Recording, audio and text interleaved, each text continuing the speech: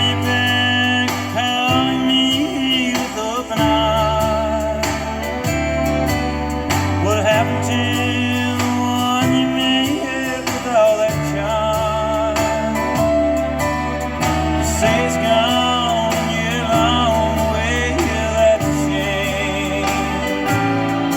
If you think real hard, I know you'll see just who's to blame. You're the one that made me cry.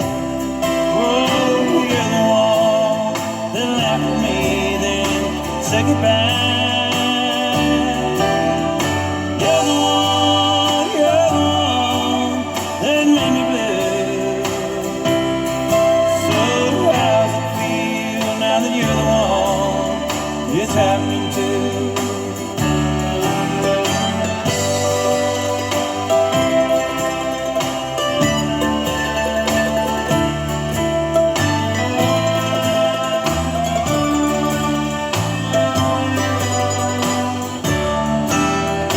Begging me to think about the love we share. It seems to me not too long ago you didn't care. The love you left no longer lives within my heart. See the game you played so recklessly, caught up on. You're the one that made me cry. Oh, you're the one that laughed at me, then said goodbye. You're the one that made me blue. So how's it feel now that you're the one it's happening to? Oh, tell me how's it feel now that you're the one? How's it feel to be the one? How's it feel now that you're the one it's happening to? You're the one, oh, you're the one. You're the one. You're the one. You're the one, oh, you're the one. Yeah, you're the one. Oh, you're the one. All right, y'all.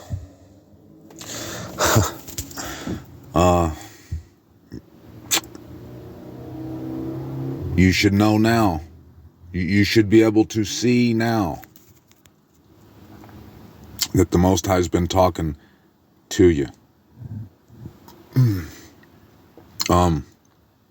not going to read any headlines when it comes to that right there, because I know how they are, so I'm not going to take no chances, you know.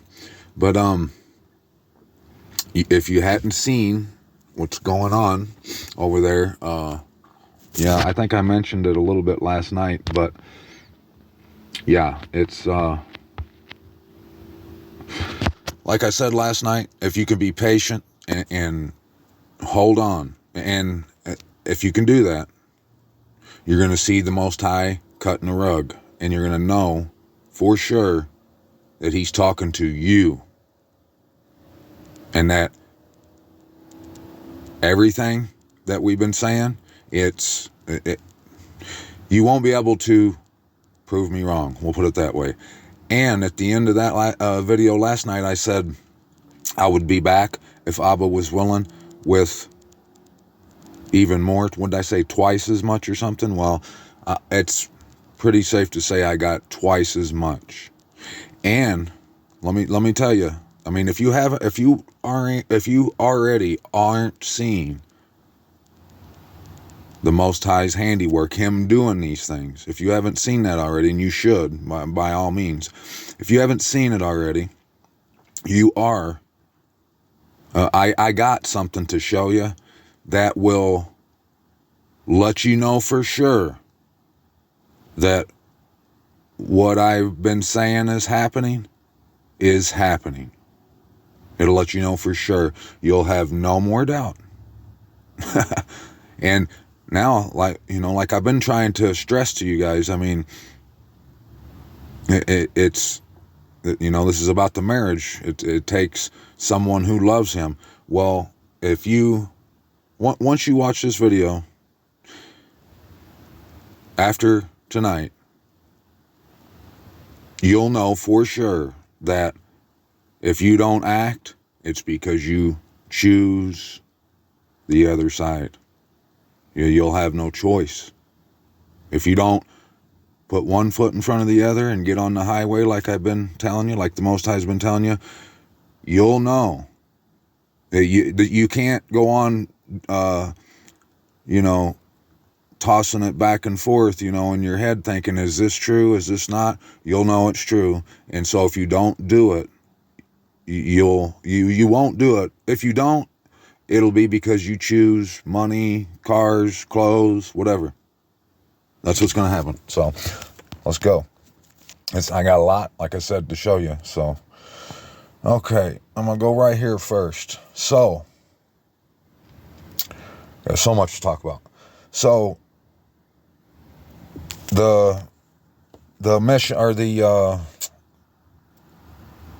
NASA program or whatever that I told you about, that where Bennu dropped the Osiris dropped the rock in Utah. I went and looked at that some more, and I got a lot, like I said, so just be patient. This is for all the marbles. This is for your life, and you ain't gonna be able to prove me wrong, because that's what I'm saying. It's this, what the Most High is showing us right now. My faith's been solidified, like I've told you guys before. It ain't like I question whether or not he's real. I'm telling you right now, he's real. He's just like I'm touching my nose right now. He's there. You can't deny it, But after all this stuff I show you, and I'm not talking about these pictures I'm going to show you in the beginning. I'm talking about the word of the Most High. But so I went and looked at the Bennu thing here. And look, I'll read it. It says, the sun is at the top of the image, the left, and of the image, a crescent earth is visible. The image is processed to remove scattered sunlight and prevent the earth from saturating the image, okay? And you just got to pick up on some of these things that they're talking about. So, but notice the 4:42 a.m. They put that in there. The 45 right there. You see that? And then there's the 18 and the 84, just like everything else.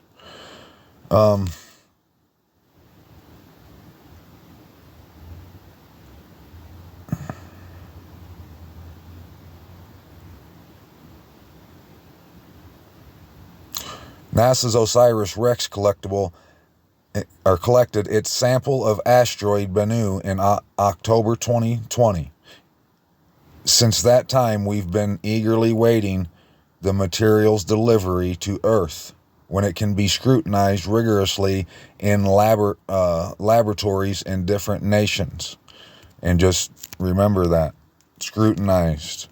Because tonight, like I said, you just have to be patient, but what you're going to learn tonight is that there's you got a big decision to make. That's what you're going to learn.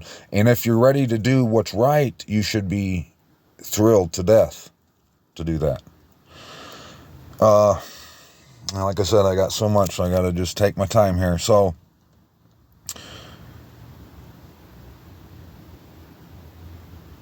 the eclipse that's coming up in a few days, it's on the 14th, right? And I told you guys before, that's 10-4, I've told you that it's going to pass over Utah for 420 seconds.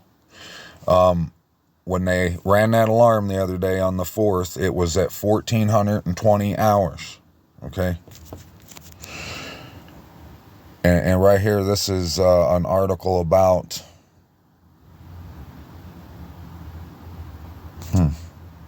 Forgot what it was. I think that was, yeah. And I put that on the thumbnail of the last video. That right there is something that you need to consider. That the first monolith popped up in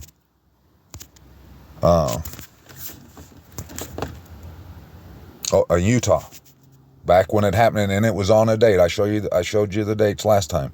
But look right here. This is just to show you the numbers of the dates. You know what I mean? Like I told you, October 8th is that day that which is today, they're unveiling that scroll, but I don't know if they're going to be able to with all the chaos they got going on over there. But you see October the 8th, it leaves 84 days left. It's the 281st day. October 8th is. And then the 14th, it's the 78 and the 87, which is the 56. 287, 78. That 7 times 8 is 56. And let me see. And this is the other day. I don't think I circled the 8th. Or November 17th is some big day. I can't remember what it was though, but we'll look at it another time. But December 8th I told you about. That's there's something I can't remember what happened on that date because there's just so much. But I showed you some of it yesterday. I think it was on December 8th is when it wasn't when the Isis Ra'el, the state of Isis Ra'el was established. It was I'll remember it. I'll come back to it. It's not huge right now. Right here, this is another article. You can see what it reads there. How did they not see this coming? And that's another thing. This is the Most High's working strongly with us right now, you guys. You need to understand that everything he's saying, you need to understand what he's getting at. Okay, notice the first picture I showed you, it was, how didn't the U.S. and Isis Ra'el see this coming? And then this is talking about this coming, right? They couldn't see it for some reason. But look at where's my thing? The 70 right there. And I showed you yesterday that article. It said it killed a 70-year-old woman. Now, just let me ask you this, okay? Why do you think that was the only person they killed when that article was made? It wasn't. There was other ones. But they wanted you to know there was a 70-year-old woman that died. What, didn't they? And then today they got that, like I said, they're going to, that play was, whatever, that Foretta play or whatever was supposed to be, its opening or whatever was supposed to happen today, and that scroll with the writing on both sides was supposed to be unveiled today. But there's the 24 Israel retaliation kills 230 of those people right there. That's the 23 for you. Oh, and there's the 25, the 250 down here at the bottom part. You see that?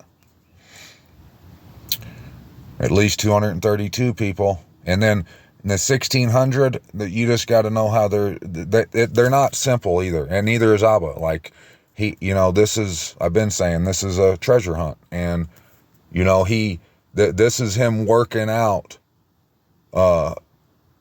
separating the wheat from the chaff. If you love the Most High, he's going to know it. Well,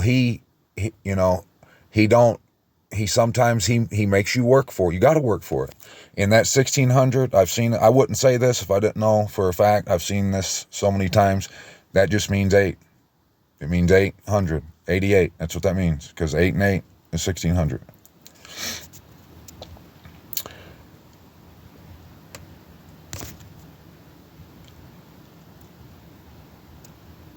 They made a grave mistake in launching that. Let's see.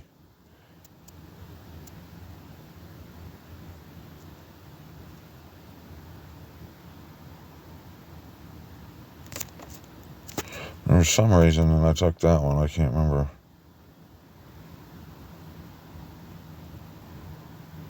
You see they infiltrated by land, sea, and air. And you're going to see that you're going to know why this is happening for sure by the time it's done. This video's over.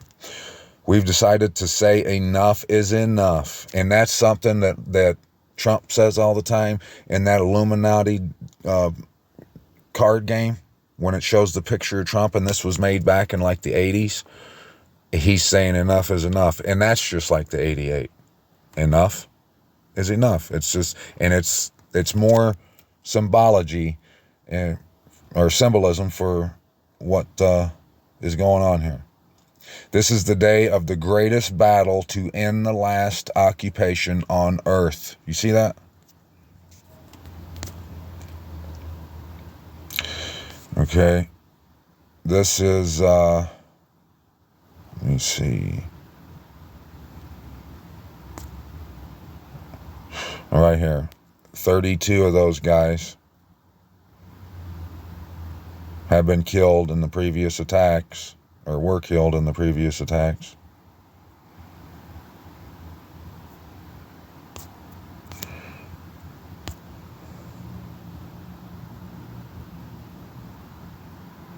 Oh, and this thing, the operation's called Al-Aqsa, whatever, however you say that, flood, was a response to the crimes of the occupation.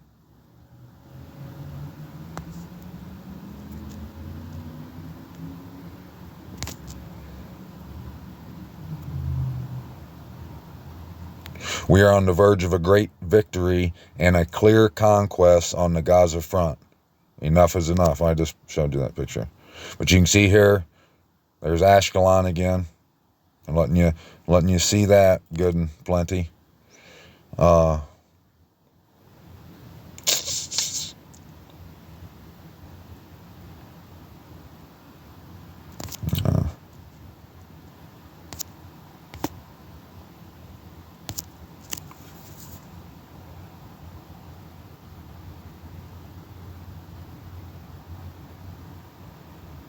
Like I said, you got to be patient with me, guys. I mean, this is huge. Oh, the 3.8, that's 24. That's what they're showing you on there. And I think the time was like 2:40 or 4:02 right here. See? Boom. Updated at 4:02, 3.8 million. They and look, if anyone would wants to be so ridiculous and say, well, how could they I mean, how, you know, it was, they spent 3.8 million or whatever it was talking about, and that's just a coincidence. No, it's not a coincidence. You know how I know it's not a coincidence? For one, I've seen this. I've been watching this for a long time. But for two, it's Abba. Abba can do whatever he wants. And for three reasons is because all it takes is a tap of a button on a keyboard. It's just like, oh, it was 3.6 million. Let's make that an 8. Boom. How hard is that? And no one who's going to say anything about it. Okay, it's 5:48. There's the 48 up there at the time, right here. Boom. Boom. 180. 18.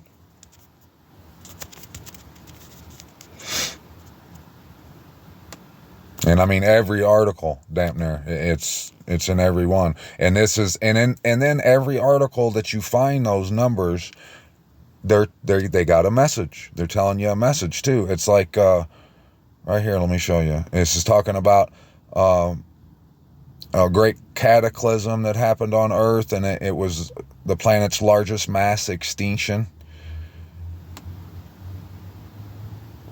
And it's like, this here article is talking about like rediscovery or rediscovering some ancient species or something like that.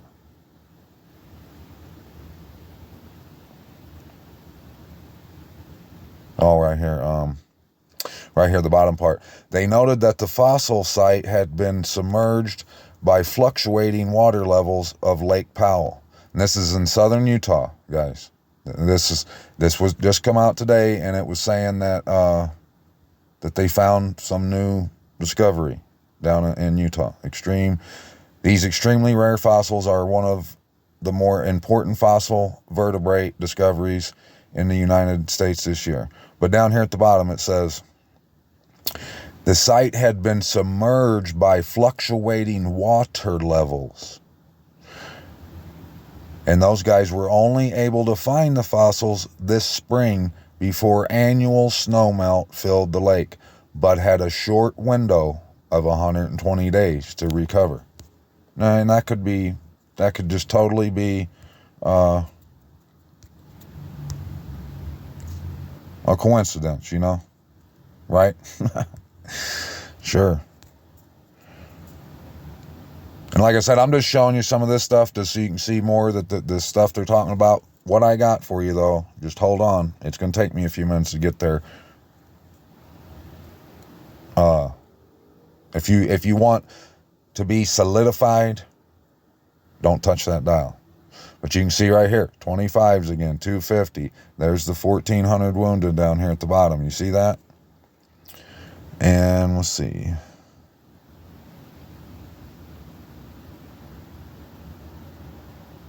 .723 on 723. You see, they don't put those number dates on there, or whatever the number's for. They don't put it on there by accident. This is not random. They do what they want. And like I said, Abba, he knows all the right moves, and he loves you. He wants to give you every possibility that he can for you to wake up and come home. I'm telling you. And you're going to see. Let me see what this says.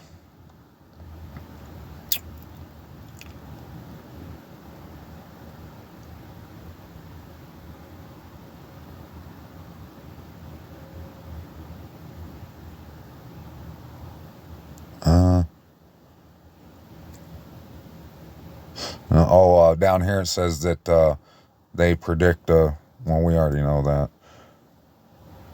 This is an enormous intelligence failure by the Israelis and the Americans.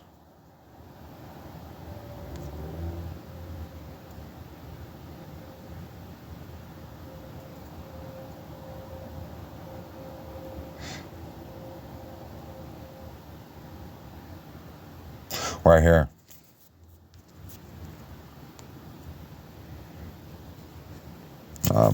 But better off using this square one. This part right here.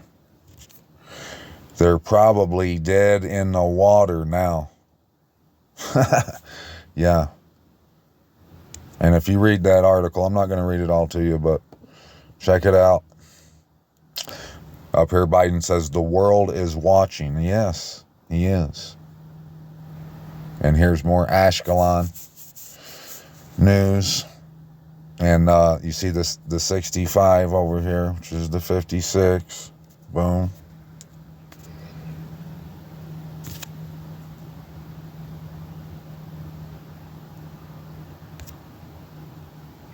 And I don't know if I mean, y'all should know the 19 significance, right? That's why I ain't been mentioning that when I see it. But I was thinking today, I was like, well, maybe someone who don't know, I should explain a little bit for them. You should know, you should be familiar with that number, right? Well, one of the reasons that they use it is because the sun goes through a 19-year cycle.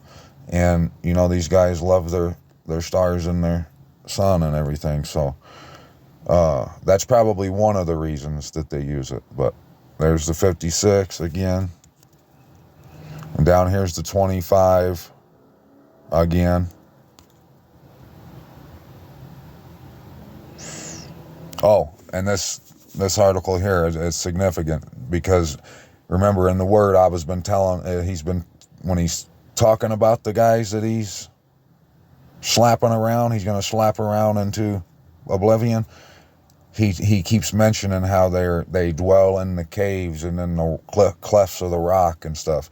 And then they just put this article out today about cave for ancient Jewish history, and it's got all the numbers in it, and you know, and it's talking about the same thing I've been talking about. It's like vaguely letting you know that yeah, this is all one big sham, is what it is. There's the 24 again, right there in the middle. Right there, up here. Revolt history is wrong. You see that? History is wrong.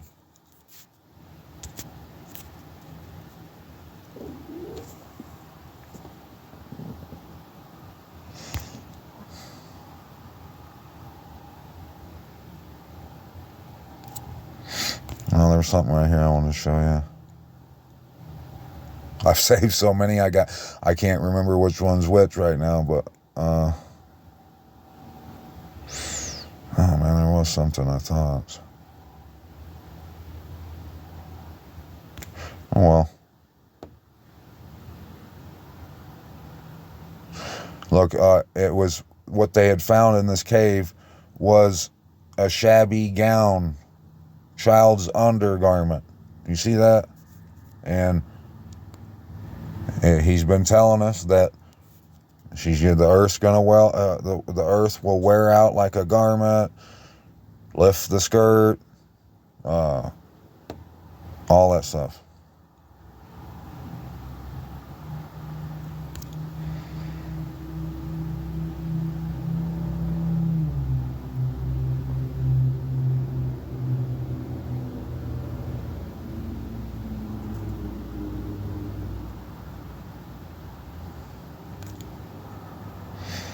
And then let's get on past that. Okay, here's an article saying it says unearthing the leaf miners of ancient times. 312 million year old fossil sheds light on the insect behavior and evolution.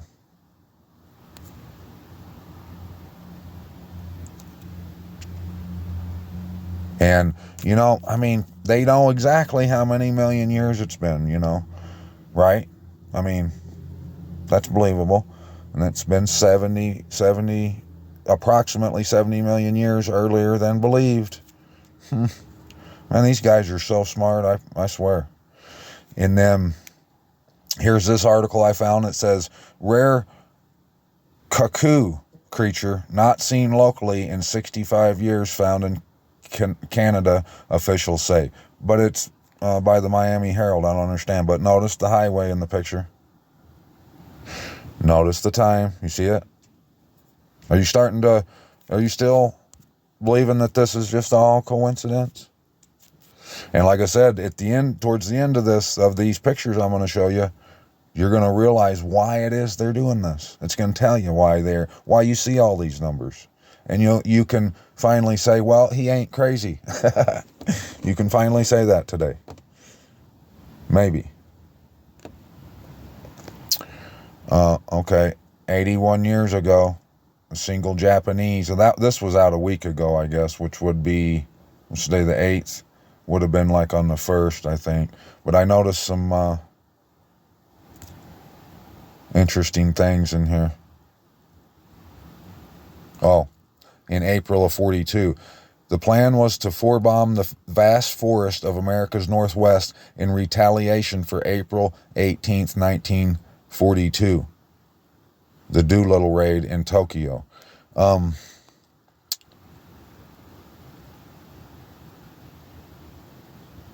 Okay, so it's the end of it's the anniversary of the end of the only enemy aerial bombing campaign to strike the continental U.S. during World War II. There's the 25 again. Oh, it's about a rendezvous that this is talking about her meeting somewhere, and they had to throw the 48 in there, you know. And oh duh, there's 48 states, lower 48. It don't matter. They didn't have to put that. And if you read the article, you'll see. Oh, and 17, it's a huge date too. You need to know why, or you need to understand that is a number that they use. And I'm pretty sure I know the precise reason why they use the number 17. There's the 24 there, though, again.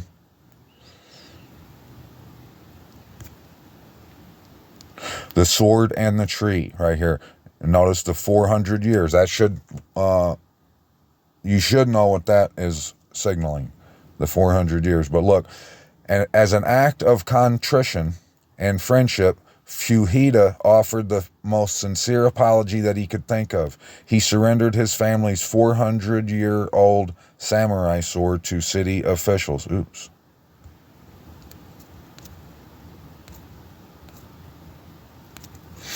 My bad.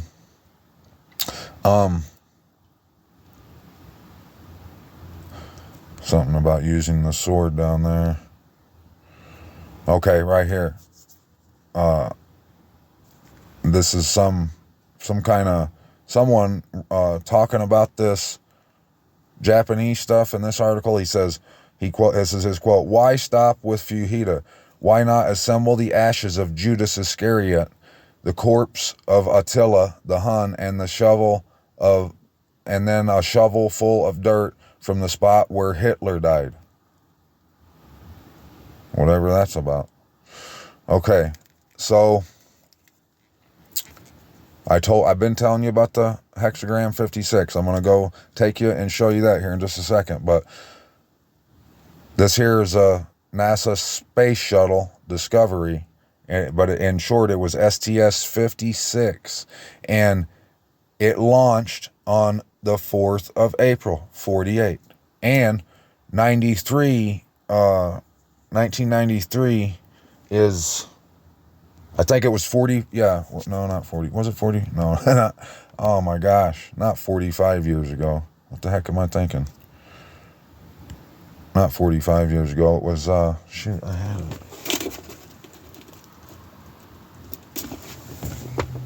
How many years would that be? Say 7 and 24, 23, 30. No, I must be thinking something else. My bad. It might come to me. And I'm not perfect. I mean, you should already know that, but the information I have to bring to you, you're not getting it anywhere else. And because it ain't coming from the mouth of the Most High. That's why. And I promise you, it's the only news you need to be listening to right now. And you ain't going to be able to prove me wrong. Wait and see. Okay, so, this is things that happened on August 4th, all right? And you can see down here, there's the 52, okay? And 27, you could just look at that as 14. I know it sounds random, but it's not, trust me. There's the 23 and the 13. Oh, most importantly, NASA's Phoenix spacecraft launched. And we're going to look at that. Here's the Phoenix. The Phoenix's wiki page. And when you see what this was about, okay, your mind shouldn't be blown by now, but I mean, there's the 25, March 25th up here at the top. 420 million. You still think this is all coincidence? And wait till you see though what the nickname of this mission was and what they said that its mission was, what they claimed.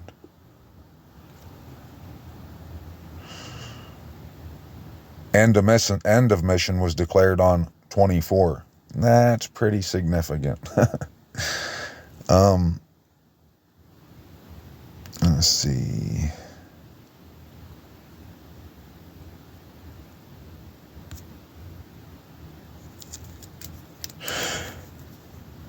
The mission had two goals. One was to study the geological history of water, the key to unlocking the story of past climate change. And it is key. Like I said, you need to understand what I was trying to tell you right now. This message, if I was willing and I can convey this to you, suffice. It's everything. You cannot prove me wrong. Trust me, you can't. Everyone who's ever picked up the Bible, and in hopes to find truth in there. What I got to bring you tonight, if you can be patient and take and eat it, don't choke, but just 32 chews per bite and carry on and keep eating until you finish your whole plate. And if you don't get up and we ain't seen the bottom of your Nikes yet, then you're gonna be you'll be beyond satisfied. Okay, there's 325 million up there. Wait a second. Then I didn't finish. Yeah, I did. That's all I wanted to read there. And here it says, along with 24 investigators, and whatever that is, whatever they were investigating. I wonder what it could have been. And then here's the same, and this is the same Wikipedia page. And it's still talking about the Phoenix and their little missions. But look, Sol 65, Sol 24. And there's more, like I said, there's more in here, more evidence. 233 degrees, 250 meters deep.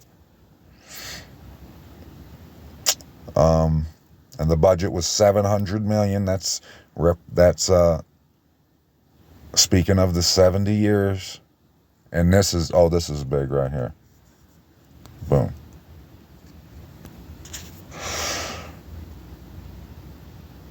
New term ideas were taken into consideration for early mission planning in the 2018 to 2024 time frame.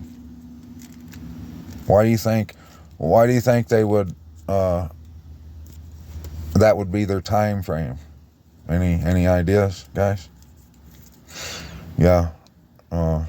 It's pretty big. And down here at the bottom, 56. Oh, and right there, 2020s, 2030s. They got to throw that in there too to let you know, so you can see that 23 all the more. And like I said, I'm going to show you why they're using these numbers. I found the answer. Well, I've already been telling you a lot of it, but I found what you can look at, and then you can say, oh, well, that's why, and it'll be over. So, this was an article talking about the Mars curse. Let's see.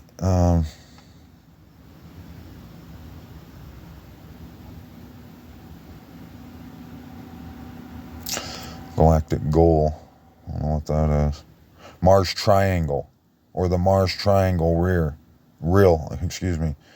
Trial and error. What was it I was going to show you on this? There's 1965. But there was something.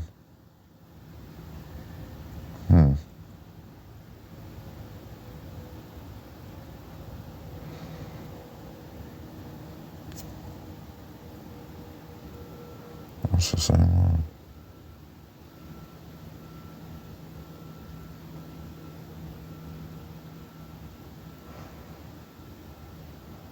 And this is talking about is their failures and crashes and everything.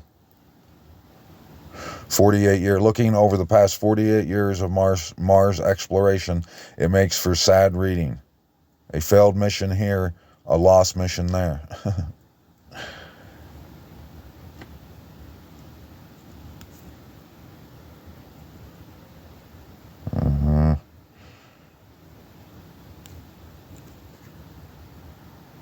Mars 2 and 3 there, 1971.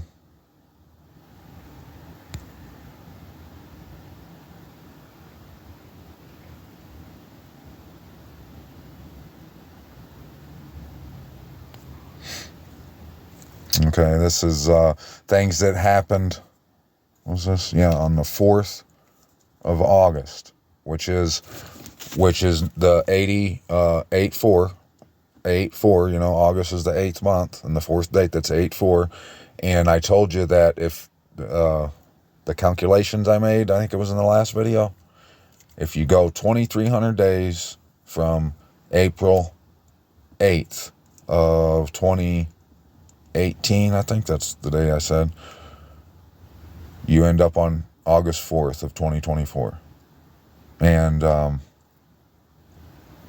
yeah, there's a few things that's happening going on that day too. But, right here, let me show you. So there's the 56 and the 245. You see the 45? And I got some good 54 and 45 stuff, because I know last time I said I hadn't really looked into that, but here we go. Okay, so I told you about the hexagram, and any of you who've been here and you heard me a while back talking about the 56, I apologize, but I want to make sure everyone gets this memo and I can put it out as much and clear as I possibly can. So, like I said, the 56 hexagram is known as the Wanderer, okay? Hidden influence. And the still deeper secret of the secret. The land that is nowhere, that is your true home. You see?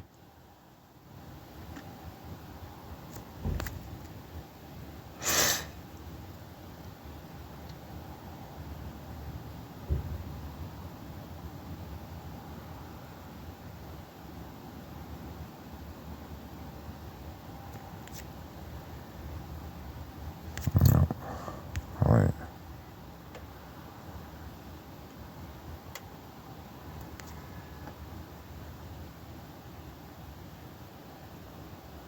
Okay, right here. And this is like Torah or tarot card crap, and I don't get into that, so don't get it twisted. I don't look at none of this. I found the numbers on the articles, like the dates and stuff was matching, and they're talking about this. Go figure, right?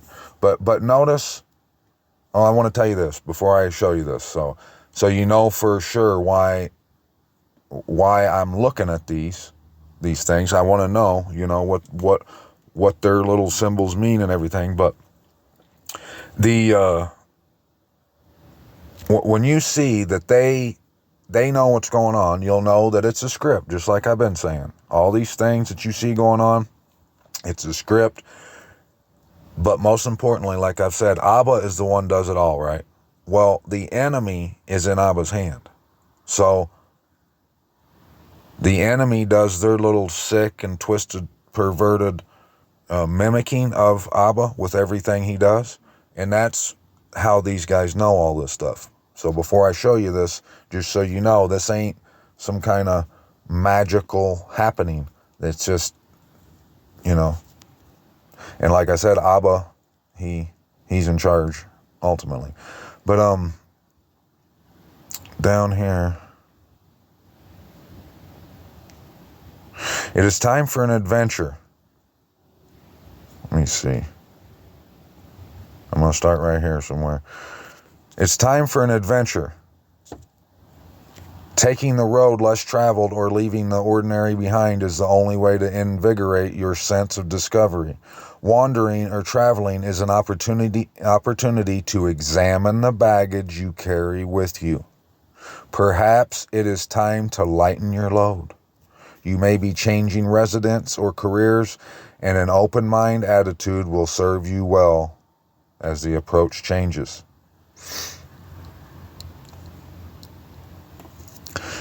In 54, the 54 hexagram it's about the marriage and joining together or whatever.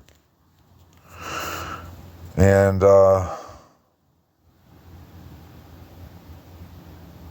can't remember which day this was. November 7th, and that leaves 54 days in the year. And you can see 42s, 31, 25, it's all over the place. It just never ends. All you would want of that. I mean, you can get all you want to prove that stuff, it's there for a reason.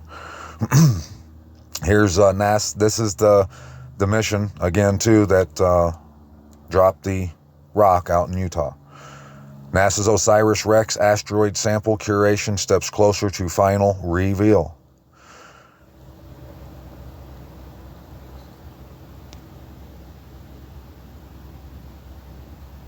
The final reveal. Okay, and here's it says the curation scientists removed 14 circular witness plates from the top. Witness plates. Kind of like those mirrors. And right down here. Oops. Sorry. I'm putting the wrong one. 24. Opportunity. They had the first opportunity to view 24 surface contact pads.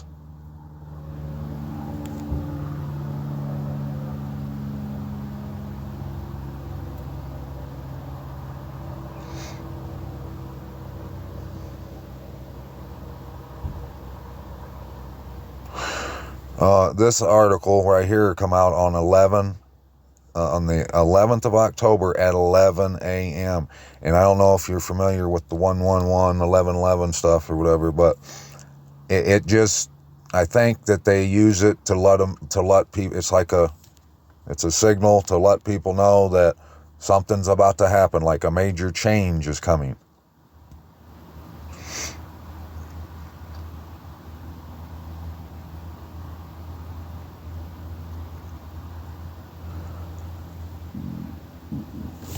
Okay, 4.5 billion years ago, they're saying that is when our planet, our sun's formed or whatever. I don't know, but it's everywhere, and all these articles are big. I mean, they're talking about stuff that we need to understand. That's is going on.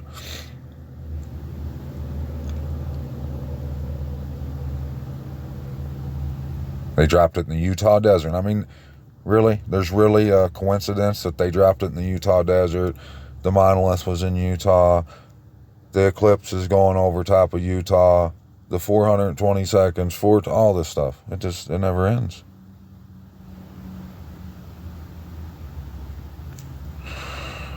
Okay, here's this Apophis, that Osiris. It's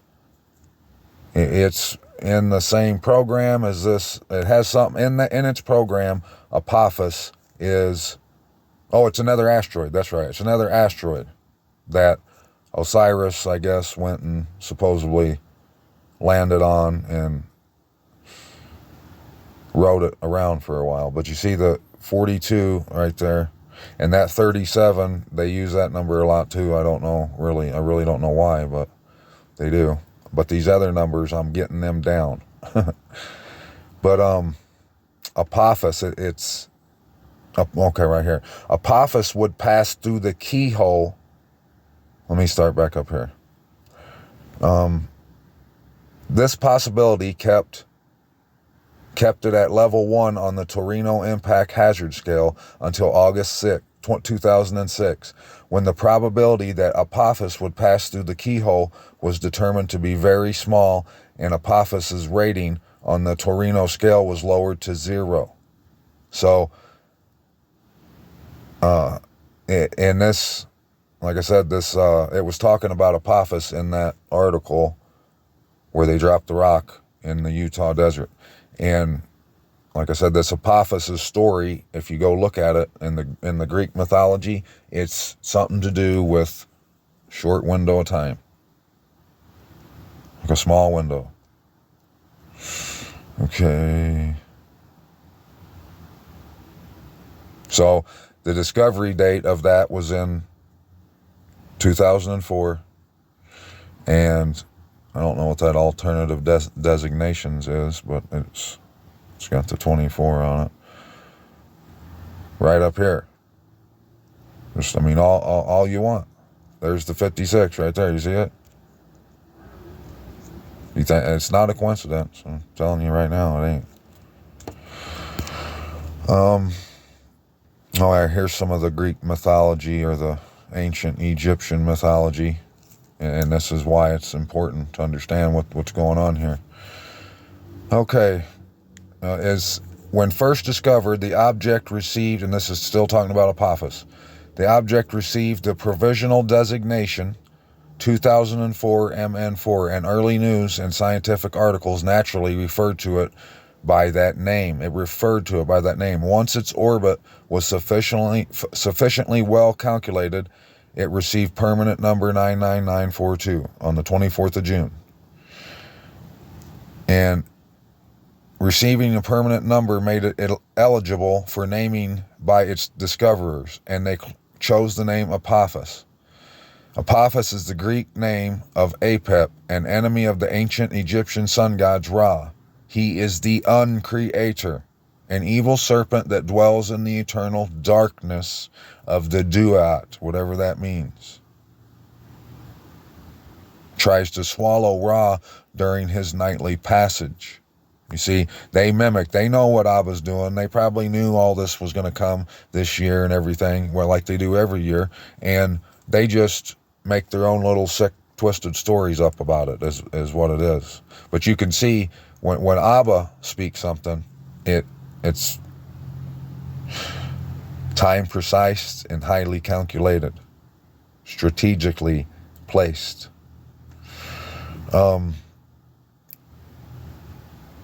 Okay, so the weighing of the heart, like I was trying to say, that this message, you need to understand what I was telling you. Understand that I was just saying he's time precise. What he's talking about, like I was reading about the wanderer, like the baggage. You're going to have to consider what it is. You got to put the scale in your hand and say, do I want to live for eternity, or do I want to just stay here in hell and eat cheeseburgers until we all get smoked? There's going to be, you have to. That's what this is all about. You have to prove yourself, and that's just how it is. Any other way is fairy tale. But look right here, a section of the Egyptian Book of the Dead, is written on papyrus, showing the weighing of the heart in Duat. The weighing of the heart. Like, the world probably thinks that the Egyptians put that on their wall because they were like weighing a heart, like literally. No, this is about how bad do you want it? Do you want this life or not? Like I've been saying, because if you do, you're going to have to go all the way. There cannot be a limit to where you'll go.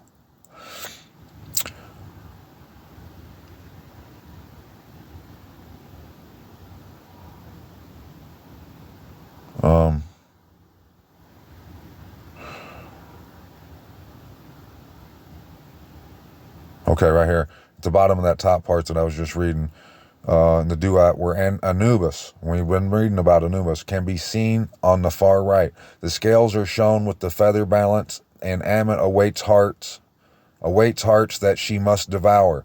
The presence, and that's just like the story of Babylon. She's awaiting hearts that she must devour. That's what's happening right now in the world. The presence of Osiris at the gateway to the paradise of whatever. Gateway to the paradise. And then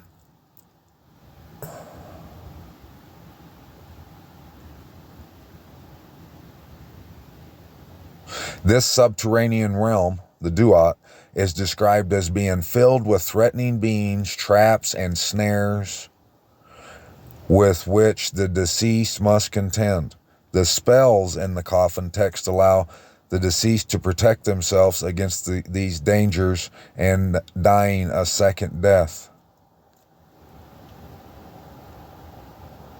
And this is what someone wrote about this book or whatever in the tombs of the Egyptians, I guess.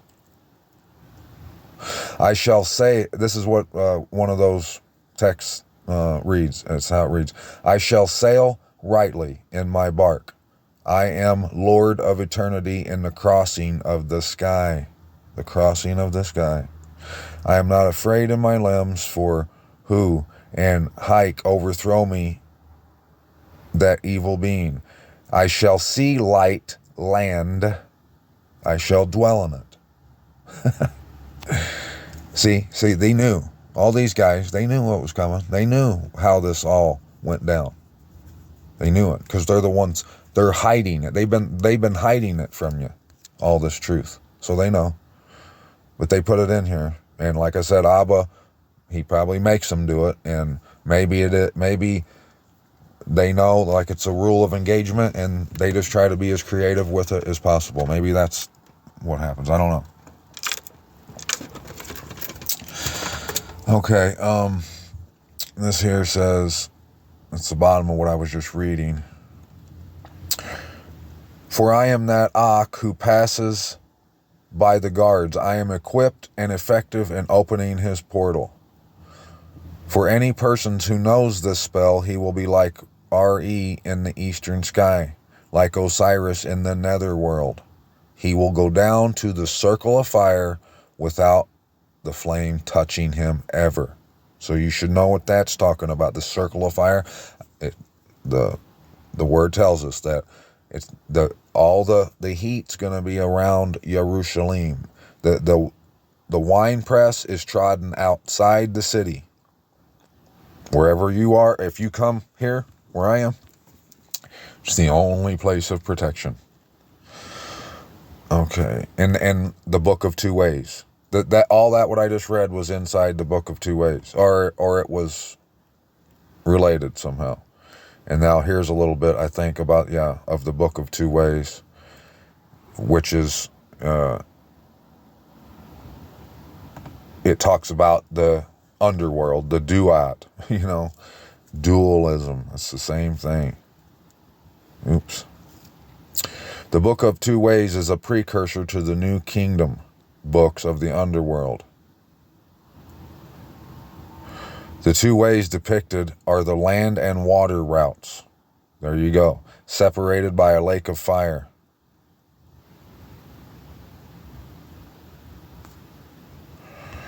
And I seen that this no mark down here, and I tapped that no mark, and wouldn't you know, it's got 42 provinces. You see that right there? 42 provinces. It's all connected. My mish. And that no mark is, it's got 42 provinces, and each province is a nome, which it means a district. And Nomark is known as the Great Chief. And oops, why do I keep doing that? I'm sorry. Okay, here we go. Guess what hexagram 24 is known for? 56 is the wanderer, the stranger, the lodger, the sojourner. 24 is returning. Yeah, sure is. 24 is returning. You see the 42 up there. And let me see. Hexagram 24, returning from the Book of Changes. The powerful light that has been banished returns. This is there is movement, but it is not brought out by force. The hexagram is associated with the turning of darkness back toward light. You see? Okay, this is what I want to show you here. This is all about the hexagram 24. Let me read a little bit of it to you.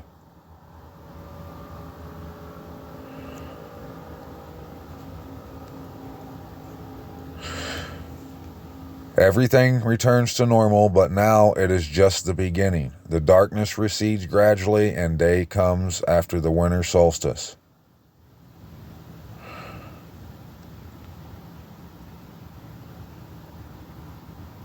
After a time of decay comes the turning point. The powerful light that has been banished returns.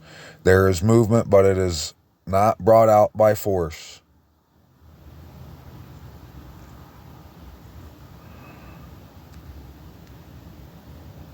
And it's all about transformation, whatever.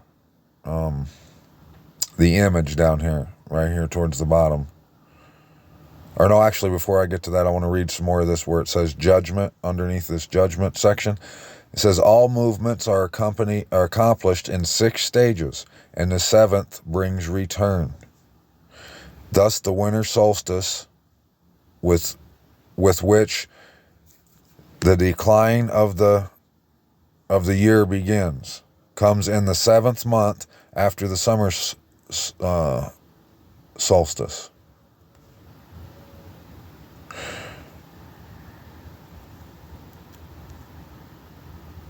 Okay. The number of great darkness is increased by 1. In this way, the state of rest gives place to movement. And then here this says the image.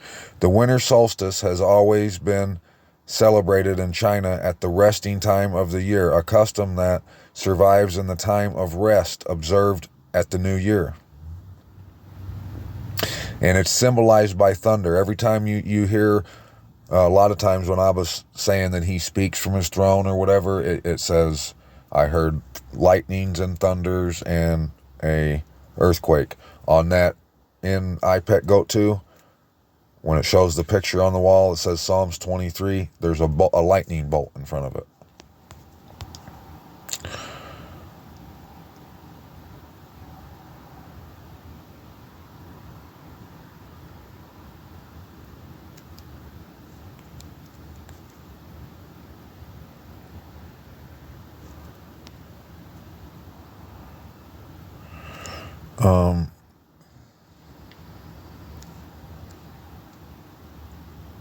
Return always calls for a decision and is an act of self-mastery. It can bring himself to put aside pride and follow the example of good men. There are people of certain inner instability who feel a constant urge to reverse, to go back. I've talked about this too. If you do this, there's going to be an urge to be like, nah, this is crazy, and just go back. That's the worst thing. I can show you that in the Word. That's the worst thing you could do. If you come, and he says, if you go back to Egypt, back to Mitzrayim, it's going to be bad. And you'll be doing it to yourself. I mean, that's why it's so bad.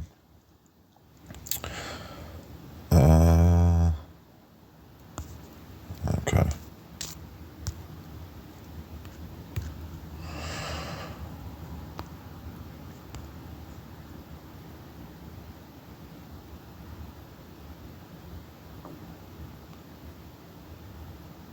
When the time for return has come, a man should not take shelter in trivial excuses, but should look within and examine himself. And if he has done something wrong, he should make a noble-hearted resolve to confess his fault. No one will regret having taken this road.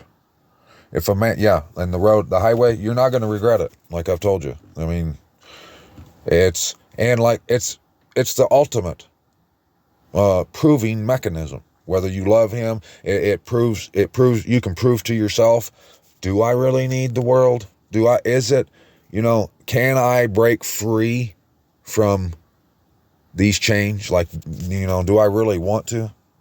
Can I just walk away from anything that I've ever known in the world to go to Abba Yahuwah and put him above everyone else? That's the choice you have. You are upset now because no, that's not the one I wanted to read. But notice, and all this stuff, it's talking about decay, returning home, all that. And look what date this one was released on. April 8th. That's the 48 right there. And they're talking about hexagram 24. Wait till you see what 23 is about. You're just gonna... It's just, it's amazing. And no one would even see the significance in this if Abba wouldn't had shown us what's going on and who's who. Now we know for sure why they're using these numbers.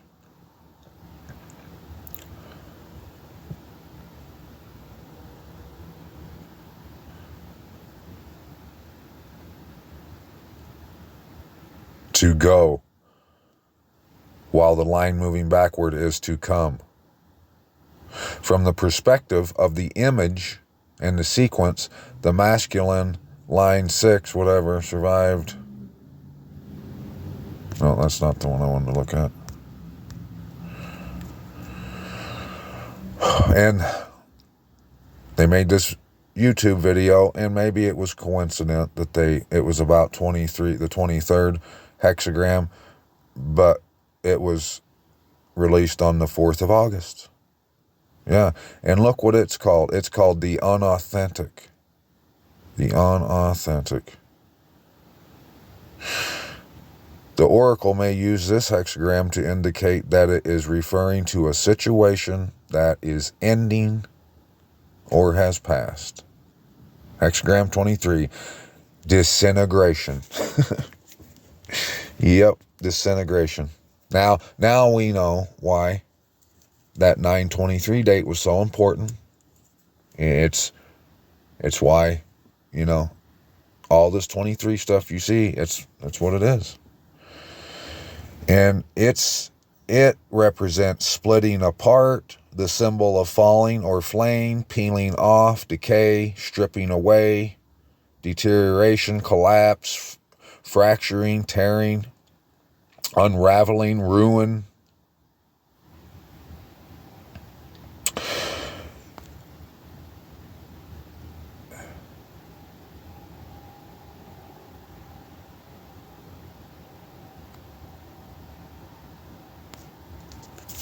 The image of a mountain adhering to the earth forms disintegration. It's amazing, I'm telling you. Mountains are joined to the earth. Those above secure their homes by kindness to those below. Right here.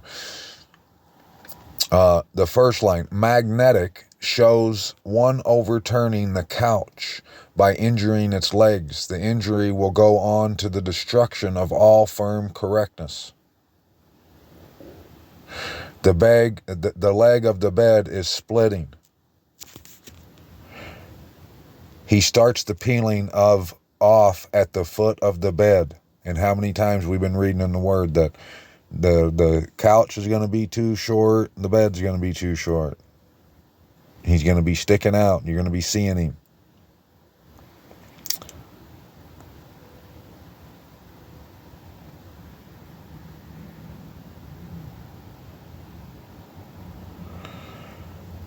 Thus, she commences her work of ruin with what is lowest in the superior man.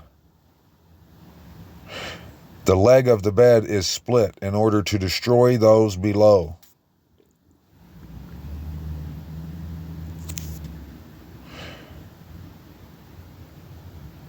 At the outset, the superior man around the ruler are being undermined by the slander and intrigue of inferior men on their destructive path. All that can be done is to be patient while the evil continues.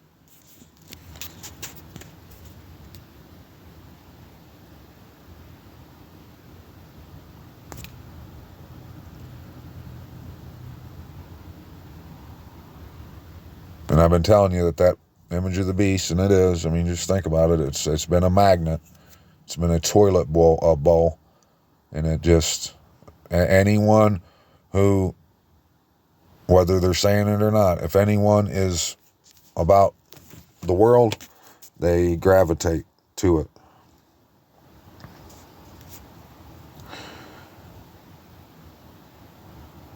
Calamity is imminent. Danger is imminent.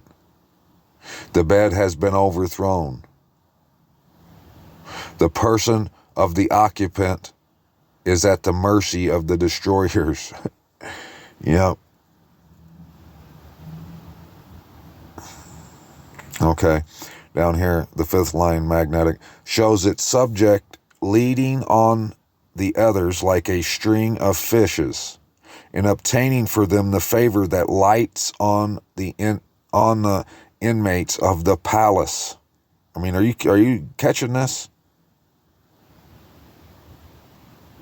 A string of fishes symbolizes the high favor enjoyed by maids in the palace.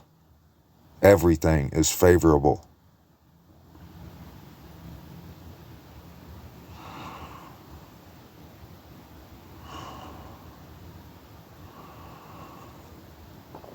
Calamity is very near at hand.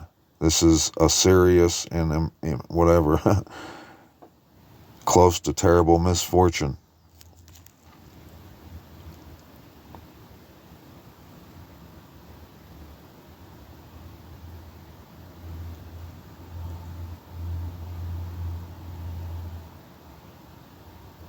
The end. This is not a mistake. Okay. So you see,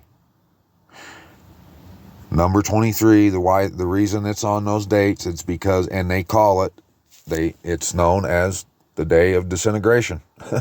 Yeah. And I think, let me think.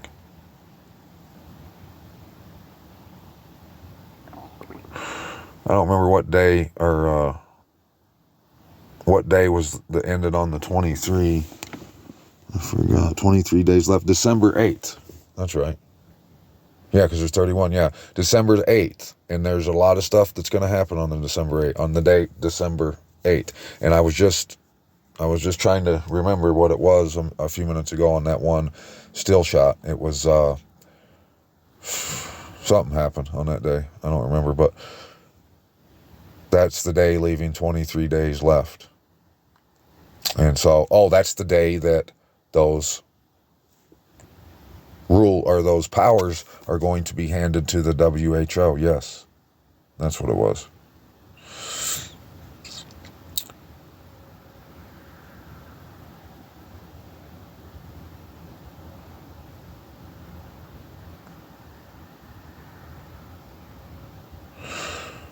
The evil finally brings out its own demise, and good times return.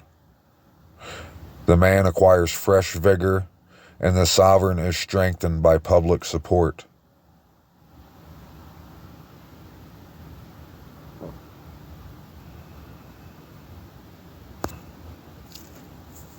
And you can see right here, hexagram 23 indicates two forces separating and moving apart from one another. And if you go, I might not be able to explain it that much, but if you go look at all this stuff, you're gonna know that next year, by 2024, there'll be a lot of people home. Is all I can say. Okay, now we're here where it's at. You already know the routine. Before I start reading, though, and I got so much more evidence that's all the Bible's been talking about this whole time, is coming home. And like I said, you're when I get done reading everything I'm going to read to you, the only choice you're going to have is Abba or yourself and the world. That's what it's going to be. But there's something I want to bring back up, and that was the dream I told you that my mom had. And like I said, it's the perfect description of what it is we got to do. And then we're going to see that backed up with the word right here. In her dream, she was on a boat, right? A ship. And her pastor and people that she wanted to go back and die with was in the bottom of the boat. And the man come up and told her, and it was in darkness. She said it was real dark and stormy. And he said, there's a rock up here that you can get on, and you'll save your life. the rock, okay? Now, and this is huge, and you should already know where I'm going, but this is huge.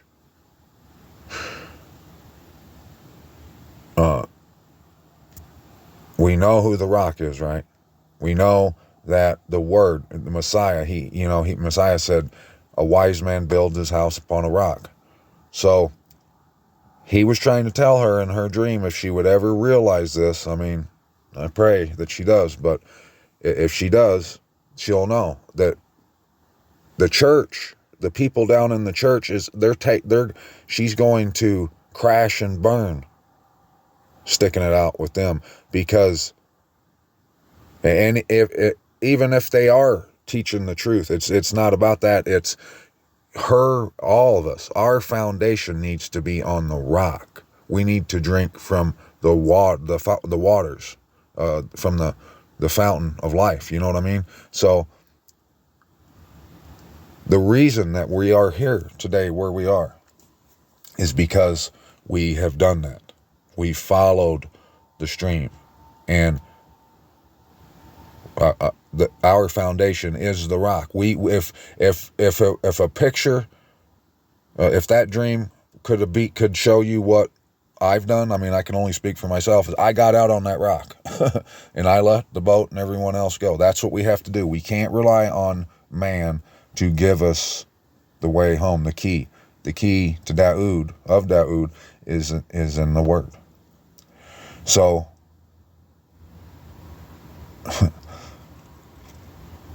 in the intro there, I had this pulled up right here. I'm going to read this first, but we're going to get to context, trust. Because this is Isaiah 45, and then we're going to go get 54, and you're going to see. And you'll know why they're using those numbers. That's why they really use the numbers. That's why those hexagrams are numbered the way they are. They're numbered the way they are because they know the word of the Most High. They've seen it. They've read it. They probably sit and dig through it, trying to figure out how they can get out of what they're going to get, Us, on the other hand, we are looking in it so we can know what we must do and not do. Right here in 45, verse 9, it says, "Woe to him who strives with his maker, a potsherd with the potsherd, I guess is how you'd say that, of the earth.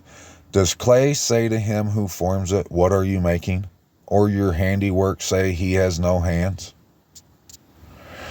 Woe to him who says to his father, what are you bringing forth? Or to the woman, what are you laboring over?" So do you realize the significance in that? I know it's hard to understand what's going on right now, and you don't want to believe it. I get it. I get that. But you're going to have to get over that because, you should know that Abba's he's not building a nation of chumps. He's not building a nation of people that, they just never had the gall to get in the car and go. They didn't have it within them. And why? What would be your reason? Because of whatever the world has to offer, whatever it is. If it's money, whatever, that's who you've chose, okay? And this is the wedding supper of the Lamb. We have to choose. Thus said Yahuwah to his anointed, to Koresh, whose right hand I have strengthened, to subdue nations before him and ungird the loins of sovereigns, to open before him the double doors, so that gates are not shut. I go before you and make the crooked places straight. I shatter the gates of bronze and cut down the bars of iron. There's that iron and bronze again. And I shall give you the treasures of darkness and hoarded wealth of secret places, so that you know that I, Yahuwah, who are calling you by your name, am the Most High of Yasharal. You see that? That's how you know. Because look, you guys can keep denying it if you want, whoever it is that's denying it, but I've been talking about everything that's happening right now. And it ain't because of me. The word's been showing us that. There's a reason you're seeing all what you're seeing. And like I said, your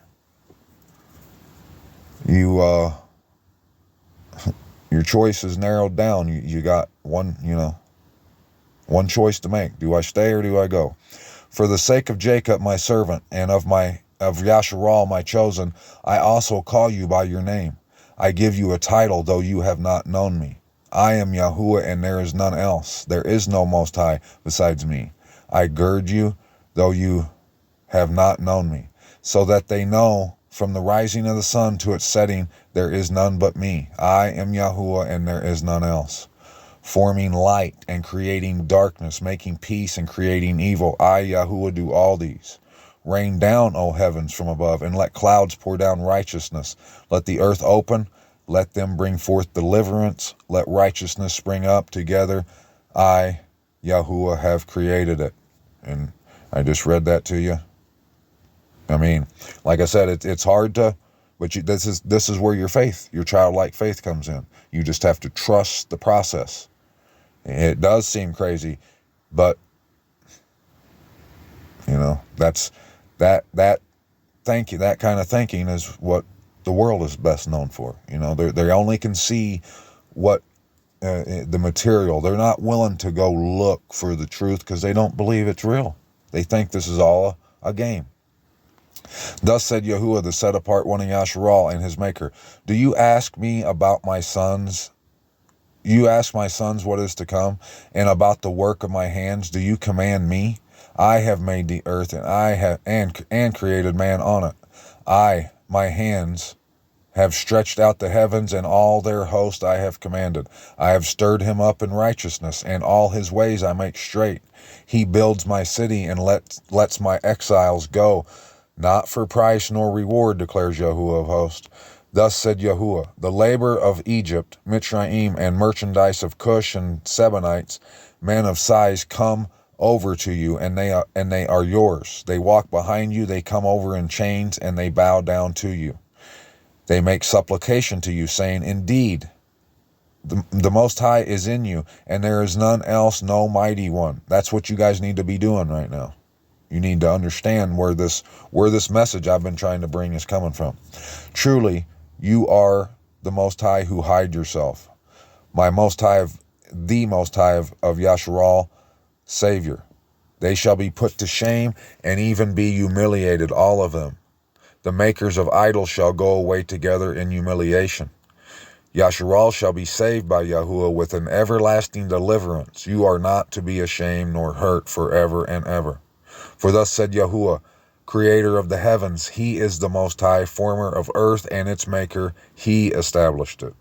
He did not create it to be empty, he formed it to be inhabited. I am Yahuwah, there is none else. I have not spoken in secret in a dark place of the earth. I have not said to the seed of Jacob, seek me in vain. I am Yahuwah, speaking righteousness, declaring matters that are straight. His truth's been right here in the word for us the whole time. And you know how he always says, I do it for my namesake? All these things he's showing you right now. He's going to do it so you know who Abba is. Like, who's your daddy? Yeah, you're going to find out. And I mean, hopefully you find out when you realize that living with him in everlasting life is where you want to be. Gather yourselves and come, draw near together, you who have escaped from the nations. No knowledge have they who are lifting up the wood of their carved image and pray to a mighty one that does not save. Declare and bring near. Let them even take counsel together. Open your mouths. Talk. Let's talk about this. Who has announced this from of old? Who has declared it from that time? Is it not I, Yahuwah? And there is no mighty one besides me, a righteous El, and a Savior there is none besides me. Turn to me and be saved, all you ends of the earth, for I am the Most High, and there is none else. I have sworn by myself. A word has gone out of my mouth in righteousness, and shall not return, so that to me every knee shall bow, every tongue swear. One shall say, only in Yahuwah do I have righteousness and strength. He comes to him, and all those displeased with him shall be put to shame. In Yahuwah all the seed of Yasharal shall be declared right and boast. And I've read all this so many times on here, but like I always say, every time we read it, I can't get enough of it. But like I've been saying, that what I've seen that this message is right now for all of us, but especially everyone else that hasn't gotten the car and hit the road. This is about the weighing of your heart, about, it's coming down to, you're gonna have to choose. The reason that we're seeing this, I'm telling you right now, and you best take it to the bank, is because the window of opportunity, it is closing. That's why we're talking about the weighing of the heart right now. You're gonna have to decide what it is, what kind of life you want. Do you want death or do you want life? And with with that choice, if you choose life, that means you have to let go of death. If you choose death, you're letting go of your life. And everyone that's stuck in the world, yes, there's going to be people saying you're crazy. You're going to get all kinds of stuff's going to happen. But nothing can happen to you when you do. It's going to feel like something's going to happen. Your phone might ring, yeah, and people will laugh, mock, and scoff. Yep, absolutely. The world is going to do that. They're headed to death. If you want to live, you got to exit. It's the departure. You have to depart. Right here, 54, Isaiah. Sing, O barren one, you who do not bear. Break forth into singing and cry aloud, you who have not been in labor. For the children of the deserted one are more than the children of the married woman, said Yahuwah. Enlarge the place of your tent, and let them stretch out the curtains of your dwellings. Spare not. Lengthen your cords and strengthen your stakes. For you shall break forth to the right and to the left, and your seed inherit the nations and make the deserted cities inhabited. Do not fear, for you shall not be put to shame, nor hurt. You shall not be humiliated. For the shame of your youth you shall forget, and not remember the reproach of your widowhood any more. For your Maker is your husband, Yahuwah of hosts is his name. And the set apart one of Yasharal is your Redeemer. He is called the Most High of all the earth. For Yahuwah has called you like a woman forsaken and grieved in spirit, like a wife of youth when you were refused, declares your mighty Most High. For a little while I have forsaken you, but with great compassion I shall gather you.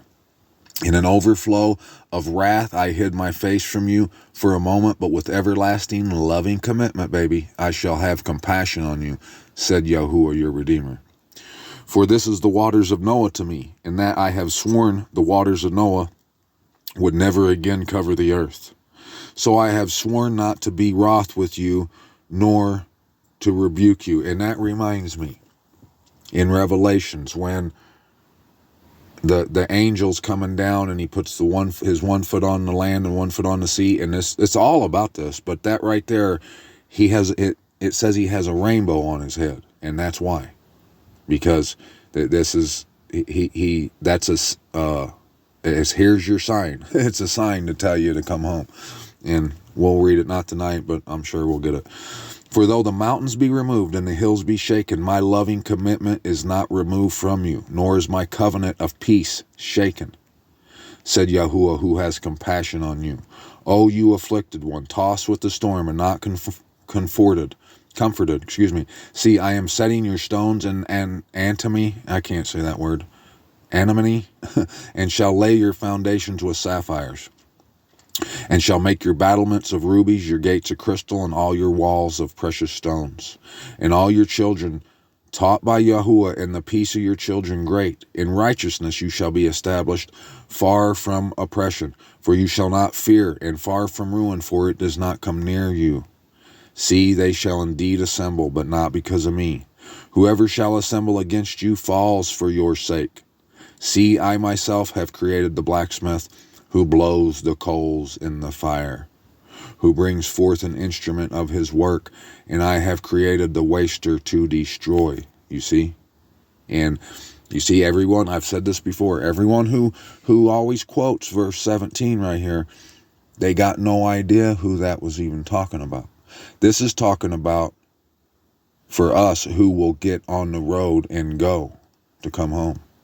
No weapon formed against you shall prosper, and every tongue which rises against you in judgment you shall prove wrong. This is the inheritance of the servants of Yahuwah, and their righteousness from me, declares Yahuwah. So whatever it is you're fearing, whatever fear you have that keeps you from getting in the car and looking into this and doing what I've been showing you, whatever that is, it can't touch you. I'm telling you. All you got to do is go. Now, here in Ezekiel 45, we were reading about the 25,000 cubits, right? The 25,000 cubits. And this is in Ezekiel 45, chapter 45. And this is all about our promises. I mean, what we're promised, this land, the possession, but at the same time, though, it speaks of Messiah, right? It tells you, when it talks about Messiah, it's letting you know what it is you have to do. This is just more of the map, okay? And it talks about the ephah in here, but notice, like, right here, it says 1 lamb from a flock, 200 from watered pastures of Yasharal. From watered pastures, right?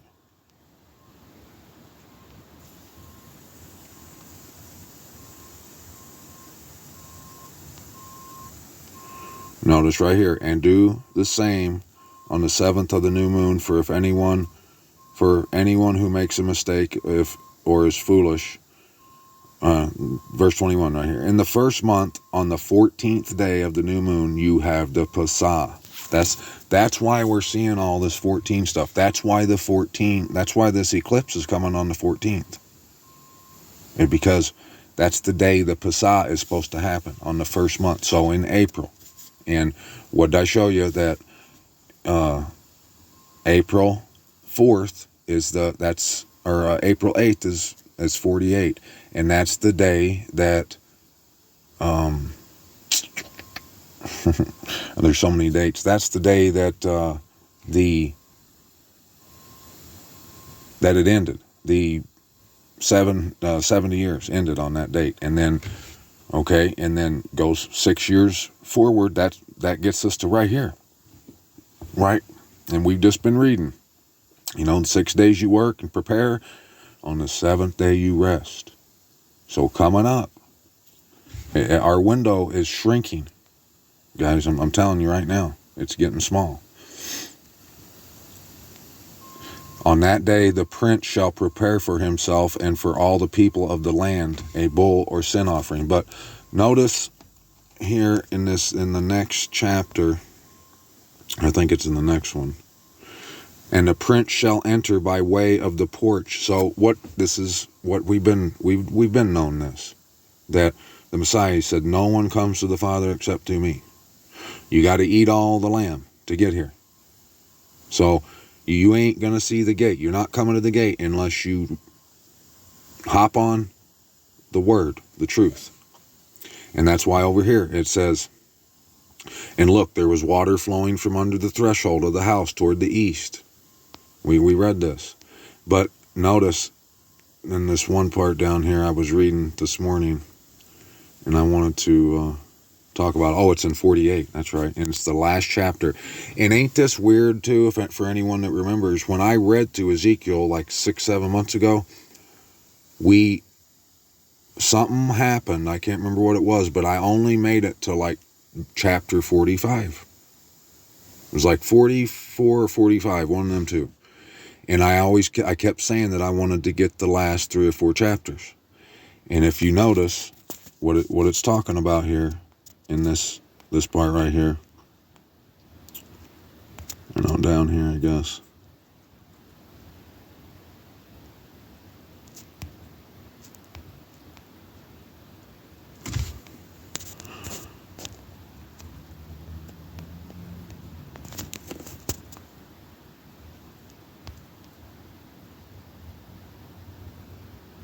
Maybe it was back here in 47.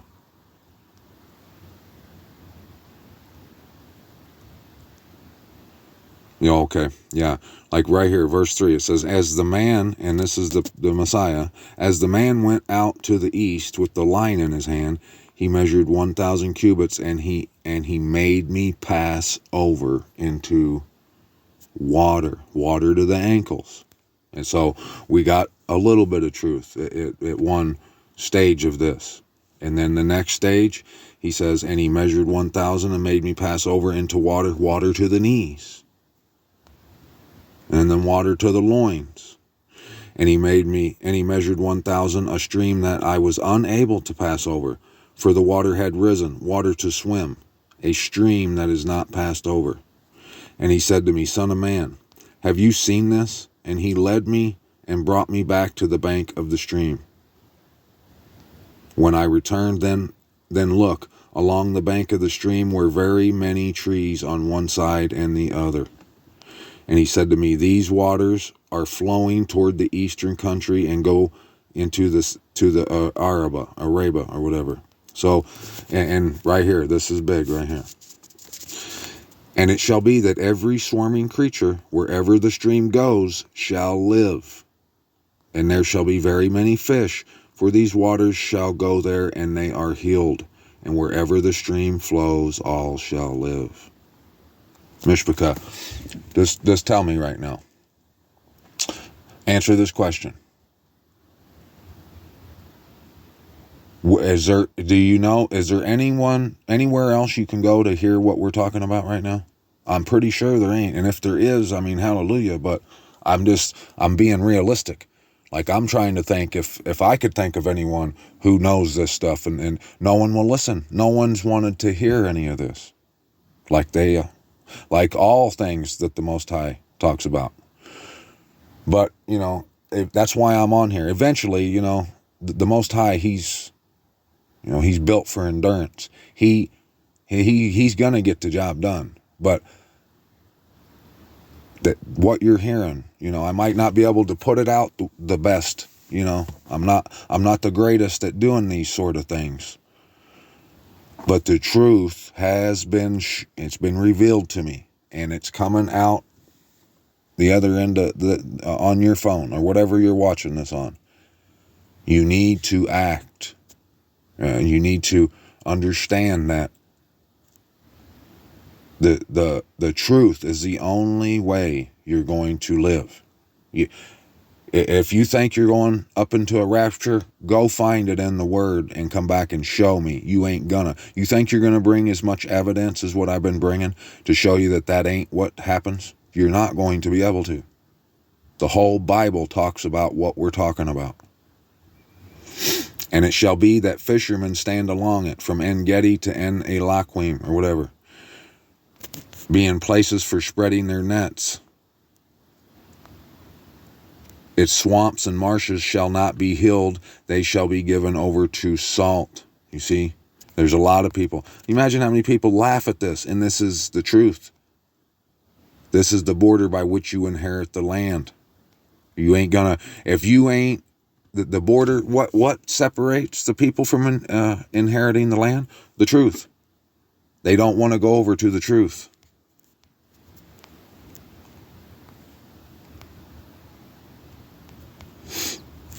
But yeah.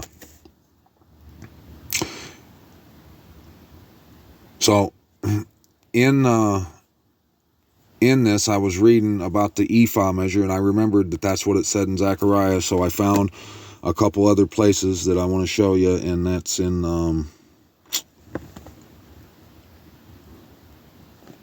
on one sec. Yeah, so right here in Numbers 24. Coincidentally, huh? Verse 1, and when Balaam saw that it pleased Yahuwah to bless Yasharal, he did not go as at other times to seek to use sorcery, but he set his face toward the wilderness. And Balaam lifted up his eyes and saw Yasharal encamped according to their tribes. And the Spirit of the Most High came upon him. And he took up his proverb and said, The saying of Balaam, son of Beor, and the saying of the man whose eyes are opened. The saying of him who hears the words of the Most High, who sees the vision of the Almighty, who falls down with his eyes opened wide. How good are your tents, O Jacob, your dwellings, O Yasharal, like wadis that stretch out like gardens by a river, like aloes planted by Yahuwah, like cedars beside waters. He makes water flow from his buckets, and his seed is in many waters. His sovereign is higher than Agag, and his reign is exalted. The Most High, who brought him out of Egypt, Mitzrayim, is for them like the horns of a wild ox. He devours nations, his enemies, and he breaks their bones, and with his arrows he smites. He bowed down, and he lay down like a lion, and like a lion who would rouse him. Blessed is he who blesses you, and cursed is he who curses you. Then the displeasure of Balak burned against Balaam, and he struck his hands together. Balak then said to Balaam, I summon you to curse my enemies, and see, you have kept on blessing these 3 times. And now flee to your place. I said I would greatly esteem you, and see, Yahuwah has kept you back from esteem. And Balaam said to Balak, did I not also speak to your messengers whom you sent to me, saying, if Balak should give me his house filled with silver and gold, I am unable to go beyond the word of Yahuwah, to do either good or evil of my own heart? What Yahuwah speaks, that I speak. And now, see, I am going to my people. Let me advise you what this people is going to do to your people in the latter days. And he took up this proverb and said, the saying of Balaam, son of Beor, and the saying of the man whose eyes are opened, the saying of him who hears the words of the Most High, and who knows the knowledge of the Most High, who sees the vision of the Almighty, who falls down, face down, with his eyes open wide. I see him, but not now. I observe him, but not near. A star shall come out of Jacob, and a scepter shall rise out of Yasharal, and shall smite the corners of Moab, and shall destroy all the sons of Sheth. And Edom shall be a possession, and Seir shall be a possession. Enemies, and Yasharal is doing mightily. And out of Jacob one shall rule and destroy the remnant from Ar. He then looked at Amalek, and he took up his proverb and said, Amalek was first among the nations, but his latter end is to perish forever. And look, it says, firm is your dwelling place. And we were just reading about the hexagram stuff, and it was talking about the peeling off. But I went and looked up Amalek. I want to show you. Now, for time, because I've already took up a lot of your time now. But right here, like I said, the whole Bible's all about this. But right here, Micah, the whole chapter is about this. But listen to what he says right here. He says in verse 9, the voice of Yahuwah cries to the city, and let sound wisdom see your name. Hear the rod and him who appointed it. Are there still treasures of wrongness in the house of the wrong, and the short measure that is an abomination? An abomination. See, and we know that in Zechariah it says that the ephah measure was in the house of the wrong, or whatever, where the scroll that's written on the front and the back. But look, right here, I'll just read it all. Hear now what Yahuwah is saying. Arise, strive with the mountains, and let the hills hear your voice. Hear, O you mountains, the controversy of Yahuwah, and you everlasting foundations of the earth. For Yahuwah has a controversy with his people, and he shall reprove Yasharal. My people, what have I done to you?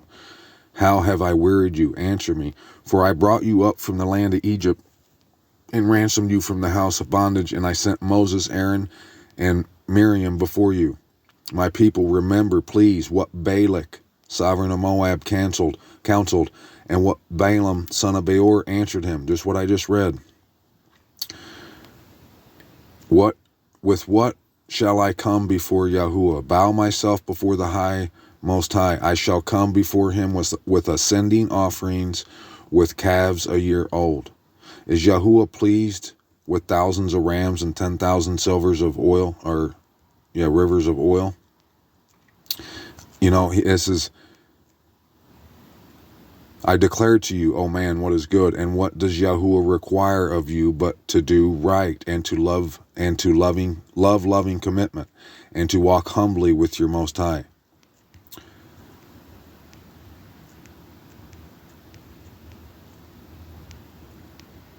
So I shall strike you with a grievous wound, to lay you waste because of your sins.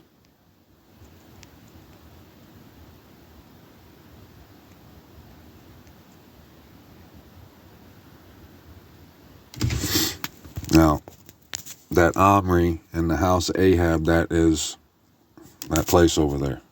And I mean, you could just go all the way through, and that's what this whole book is about.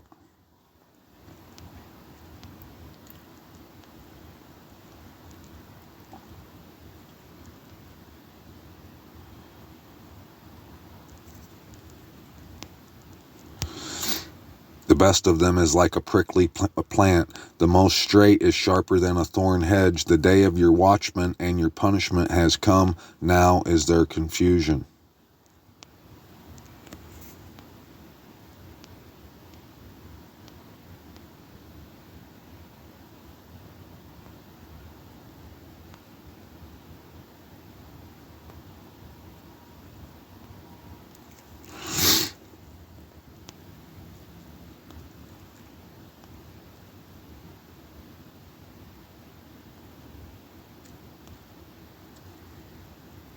Let the nations see and be ashamed of all their might. Let them put their hand over their mouth and let their ears be deaf.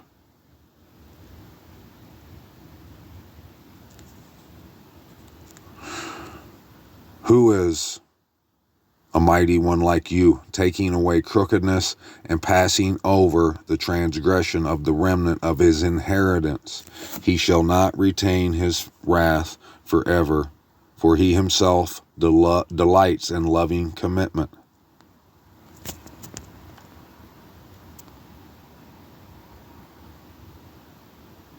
Even Nahum, it's the same thing.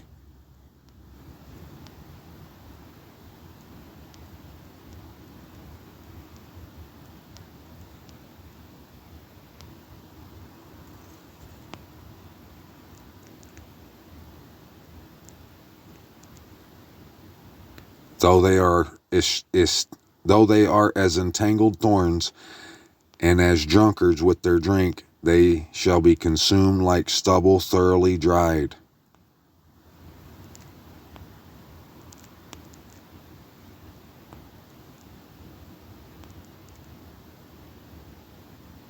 See on the mountains of the feet of him who brings good news, who proclaims peace, O Yahudah. Celebrate your festivals, perform your vows, for Belial shall no more pass through you, he has been cut off.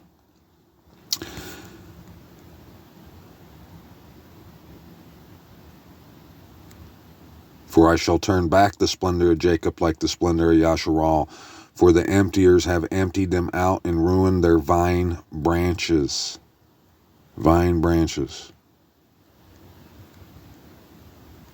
The river gates have been opened and the palace is melted. Yeah. And Nineveh of old was like a pool of water. Now they flee away. Stop, stop, they cry, but no one turns back.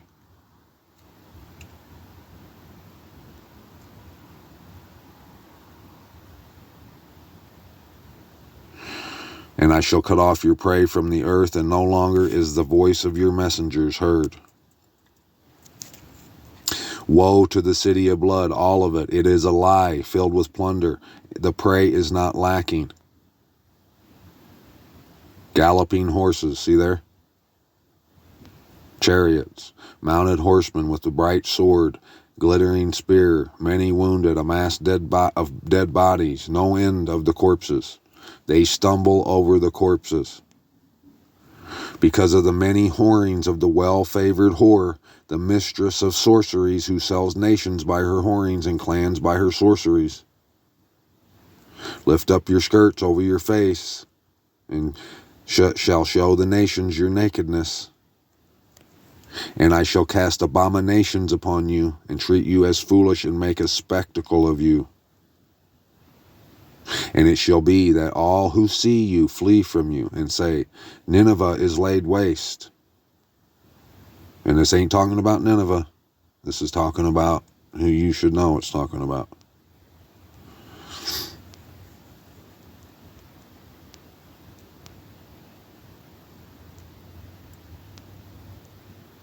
Right there. All your strongholds are fig trees. With ripened figs, when shaken they shall fall into the mouth of the eater.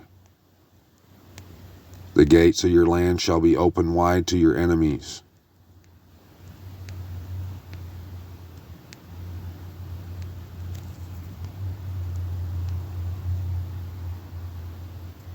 You shepherds have slumbered, O sovereign of Ashur. Your nobles lie down to rest. Your people are scattered on the mountains, and no one gathers them.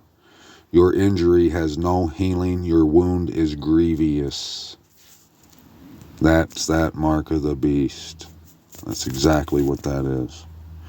Habakkuk, it's about the same thing. It's about the image of the beast. All that stuff.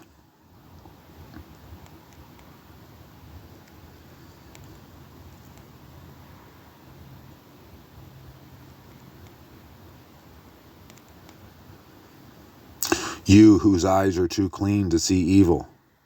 You are not able to look on wrong. Why do you look on those who act treacherously?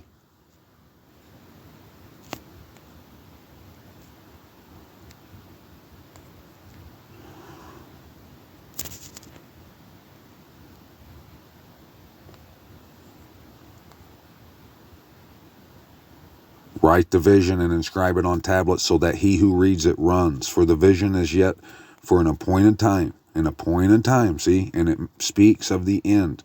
It does not lie.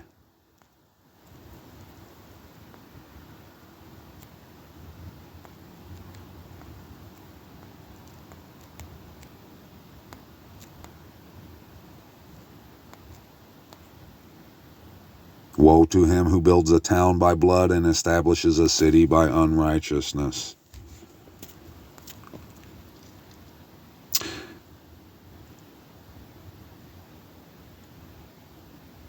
But Yahuwah is in his set apart call. Let all the earth be silent before him.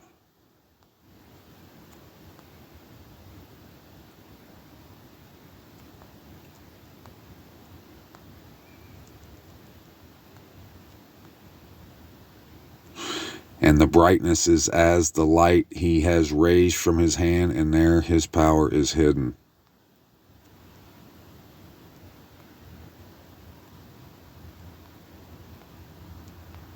I mean, I've read all this to you guys so many times, but you guys should be hungry wanting this, and I mean,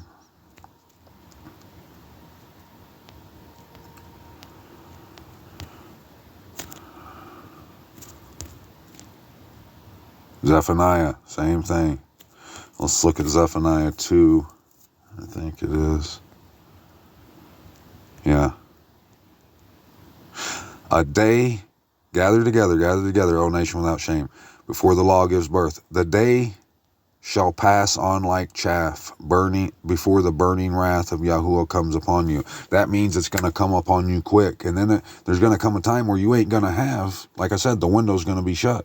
You ain't going to have an opportunity to leave. You're going to have to do it. Seek Yahuwah, all you meek ones of the earth who have done his right ruling. Seek righteousness, seek meekness, if so be that you are hidden in the day of wrath.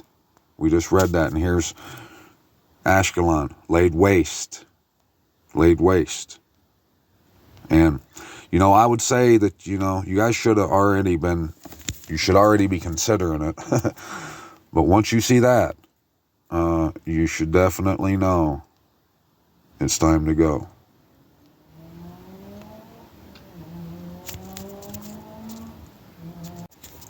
Okay, now here's a perfect example. I'm gonna show you this one thing real quick, and then I'm going to wrap it up because it's already been a while here. But look, this is in Exodus chapter 17.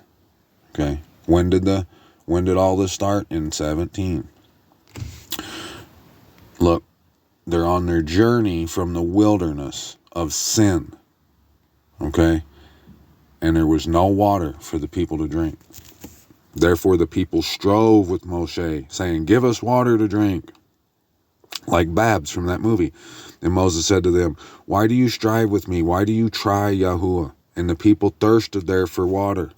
And the people grumbled against Moses. "Why do you bring us out of Mitzrayim to kill us and our children, our livestock? Why do we thirst? What am I doing to this people?" But look what he did. What did he do? What did Moses do? Said, "See, I am standing before you on the rock in Horeb, and you shall strike the rock, and water shall come out of it." That's more of that map. This map telling us what we got to do. Just like that dream she had. The word. We have to go to the rock and get the water out of it to get home.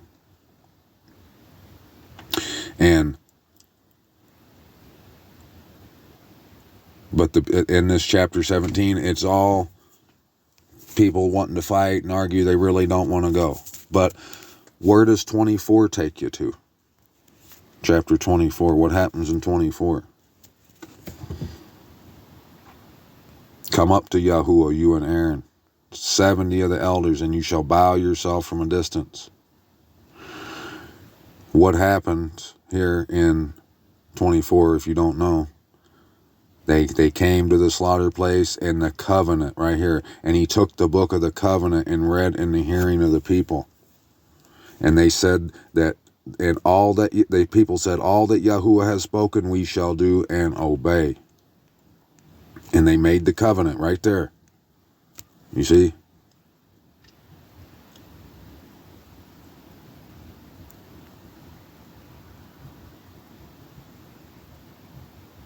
"6 days, and on the 7th day he called Moses out of the midst of the cloud." On the 24th. Returning home. They returned home.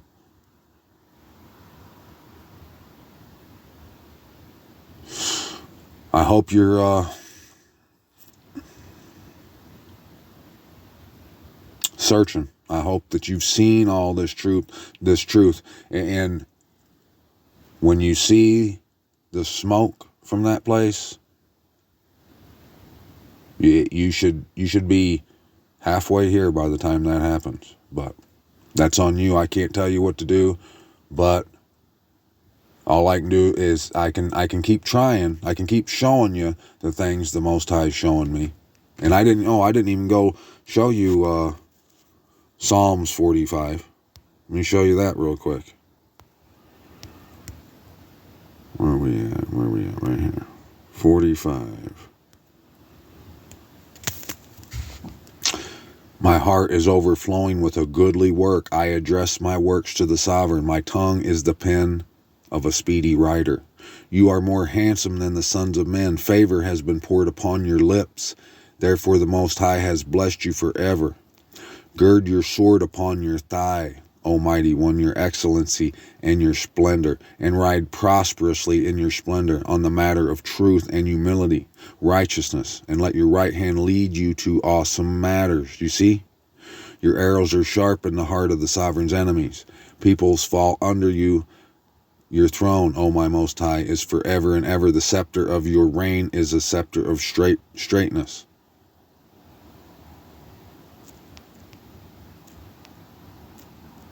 "Daughters of sovereigns are among your precious ones. At your right hand stands the sovereignness in gold from Ophir."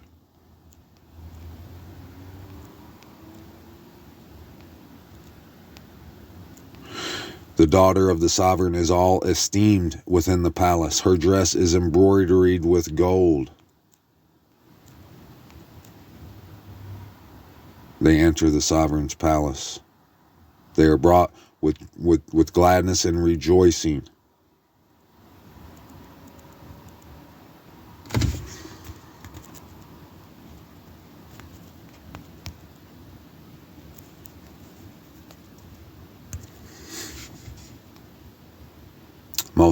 Most High, save me by your name, and rightly rule me by your might. Hear my prayer. Give ear to my words of my mouth, for strangers have risen up against me. Strangers. For he has delivered me out of all distress, and my eye has looked upon my enemies. Get to it, Mishpachah. Hope you do.